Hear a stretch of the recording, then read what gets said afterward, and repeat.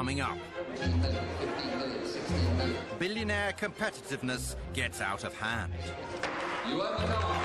Confessions of a car collector. This is a ridiculous addiction. And chaos in Knightsbridge. You need to go that way so that the traffic will flow out.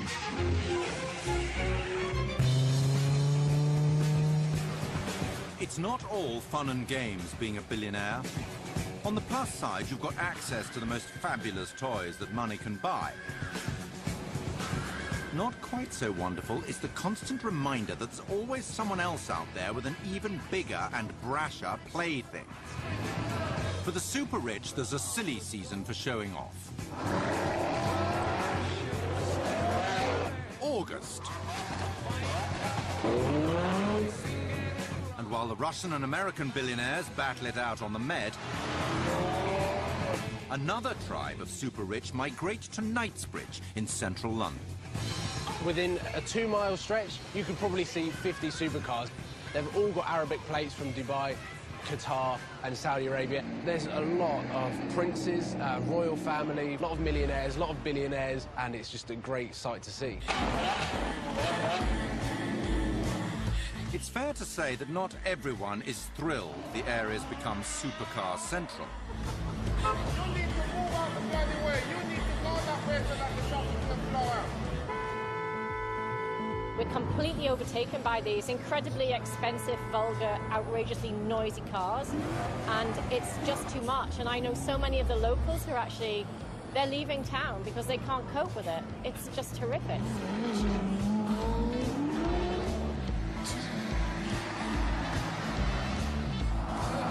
It's a testosterone-fueled showdown as very rich young men race very expensive fast cars in a battle to win over the admiring hangers-on. For many, it's about pulling power through astonishing horsepower. Between supercar owners, there's a lot of competition, so it's always a case of who can get their car featured on Instagram, Facebook, Twitter, YouTube more, and how many hits they can get. So you'd literally get girls coming up to the car and being like, hey, like, what are you doing, kind of thing. I've seen one red Lamborghini have a number written on in lipstick on the windscreen. I'm friends with a few of the supercar owners, and they do appreciate kind of the attention they get from girls. I think the car is pretty good looking, very aggressive, so I like showing it around. We have Maseratis, we have McLarens, we have a Camaro, we have a GTR. We can show off as much as we like, create some noise. All the toys here are top-end, so when your Ferrari just isn't cutting the mustard, what are you going to do? Well, like Riyadh here, you have it painted gold, of course. It's quite expensive, but it's cool. Finishing was amazing, so I just love it. It's not the shyest of multimillionaires. Riyadh just likes to see his golden gas guzzler fawned over by the adoring masses. It's cool. I like seeing people smiling, entertaining people when they see the gold, so it's awesome, you know. And if anyone were to suggest it's perhaps just a little bit over the top... I'm 5-time world champion in kickboxing. I'm originally from Iraq, but I live in London. You know? These tricked-out me machines have become bigger celebrities than their multi-millionaire owners. Trending online is the Tron Lamborghini. And putting the austere in steering wheel, the velvet Ferrari. You do see a lot of personalised cars that have their own initials in the headrest, they have their initials on the car, and they really make it their own car. I had it wrapped and detailed exactly as I wanted. It was originally silver, but I had it done white with like the black and red detailing and the wheels and all that. Brand new, it was just over 100 grand, but now it's probably about half that.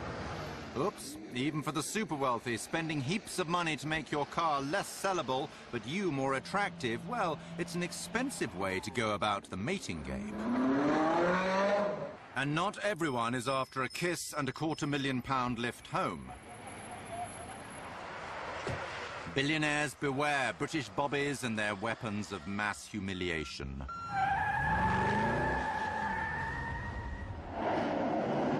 The annual Harrods Grand Prix is formula fun for the billionaire boy racers. The only trouble is the Sloane Street Straight isn't really a racetrack. Never mind, should polish out. Perhaps take the chance to get it plated platinum whilst you're at it.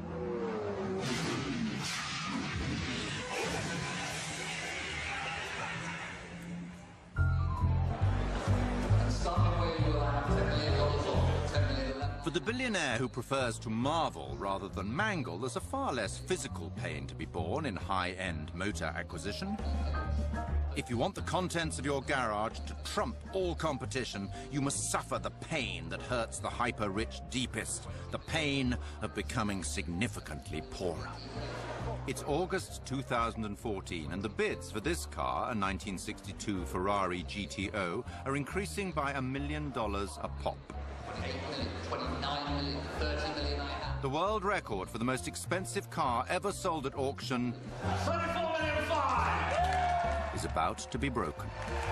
$34,650,000. Last chance. You own the car.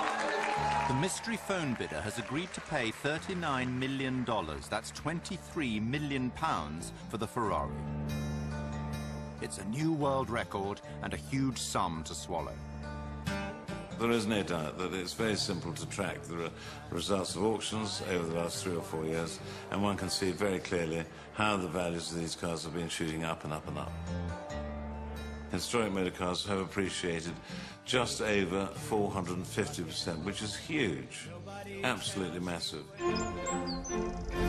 Blenheim Palace, Oxfordshire, and a high-end classic car auction has once again brought out the hyper-wealthy big hitters. 150 new money, 160, 170 here in the room. Classic car auctioneer Chris Routledge is familiar with the new breed of big money buyers. There are some clients who will be quite nonchalant and will say, buy it. 51. And that's an open-ended instruction to buy it. And if you've got another competing bidder who equally has an open-ended instruction to buy it, you do get fireworks. At 50,000, now 52. For the ultra-high net worth toy consumer, the competitive irritation of being pushed to astronomical bids by others equally determined is somewhat offset by a rather wonderful tax loop now working in their favour. On my left, I'm asking for 60. Wine, watches and cars are known as deteriorating assets. Except if anyone's actually looked and noticed that the only deteriorating asset has actually gone up in value massively in the last 10 years.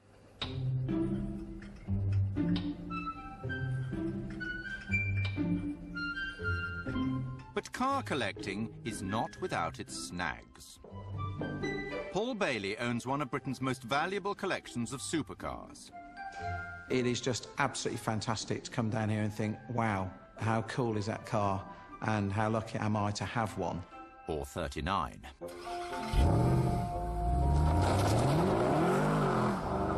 For Paul, when it comes to hoarding rich list runarounds, well, more... Ferrari Enzo. ...is more... So this is my Lamborghini, my Aventador, Ferrari 360 Spider. ...is even more. Cars that are in most collections, often they're locked away, wrapped up in cotton wool, people don't get to see them, they don't get driven, may literally just sit in someone's collection, gathering dust, waiting for the day when that person can double or triple or quadruple their investment. But Paul has succumbed to another affliction that can ensnare the super-rich car collector. My wife's California. This is a 360 Challenge Stradale. But here's the problem. At which point does a quirky, horribly expensive passion turn a wealthy, sane man into a full-blown petrol head case? This is Volcano Red, pearlescent orange, metallic yellow. I'm not afraid of a nice yellow on a car.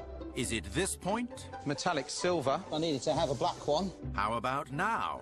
16M SLS Spiker. Paul is addicted to buying supercars. It's as simple as that. At least his wife Selena has a good grip on his mounting obsession. Well, surely you don't need that many cars. Well, you don't need that many shoes, you don't need that many handbags, you don't need a lot of things in life. But it is our passion, and we love to have the amount of cars we have, and hopefully some more in the future. What do you do when a new one comes out? You really try hard not to buy it, but then you think, well, I'll just buy one of those, and that's a really cool car to have. Porsche, Ferrari and the rest will make sure that Paul's ravenous desire can never be sated, because Paul is their perfect customer. The dealer's now telling me that the GT3 RS is coming out any moment now, and then that's going to be a car I'm going to have, because currently my GT3 RSs are manual and the new ones are PDK. This is a ridiculous addiction. In some ways, I think it is as bad as alcohol, drugs or gambling. I could probably have some sort of medical help from somebody. Paul's supercar habit would ruin most people, but as the value of his collection keeps on rising... F40, it's gone up 7 times since I bought it.